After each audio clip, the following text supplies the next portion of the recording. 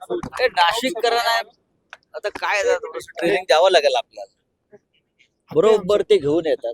आमचा हक्क आहे. बरं बोला, काय म्हणताय तुम्ही? यांच्या मुलांनी ज्या सगळ्या टेंडर पद्धतीची माघार घेतली आहे, त्यांचं म्हणणं आहे की आता जिल्हा बांधकाम कर्मचाऱ्यांनी करावं. पण आता ह्याच्यावर तुम्ही माझी रिॲक्शन का विचारताय? तुम्ही आरोप केले होते. मी आरोप नव्हता केला, मी काही प्रश्न विचारले होते. आरोप कशा करता करायचे? खरं म्हणजे मराठी तरुणांनी उद्योगात यायला पाहिजे या मताच्या आम्ही. शिवसेनेची स्थापना त्यासाठी आहे की आपली मराठी मुलं, मराठी तरुण आणि नोकऱ्या न करता नोकऱ्या देणारे व्हावे, उद्योग करावे, ही आमची भूमिका आहे. फक्त सत्तेचा राजकीय गैरवापर करून अशा प्रकारे बेकायदेशीर कृत्य करून महाराष्ट्र राज्याची लूट करून व्यापार करू नका, एवढीच आमची भूमिका आहे. एक मराठी तरुण पुढे जात होता. तुमच्या वक्तव्यामुळे त्याला तिथल्या टेंडर प्रक्रियेमध्ये मला असं वाटत नाही. संजय शिरसाट नाही, मला असं वाटत नाही, कारण संजय शिरसाट यांचं आतापर्यंत सगळं काम आहे.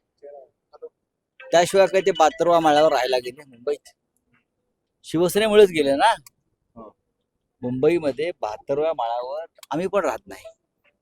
ग्रामीण भागातला एक तरुण मुंबईमध्ये 72व्या माळावर राहतो, ही बाळासाहेब ठाकरेंचीच कृपा आहे, शिवसेनेची कृपा आहे, आणि त्याचा आम्हाला अभिमान आहे.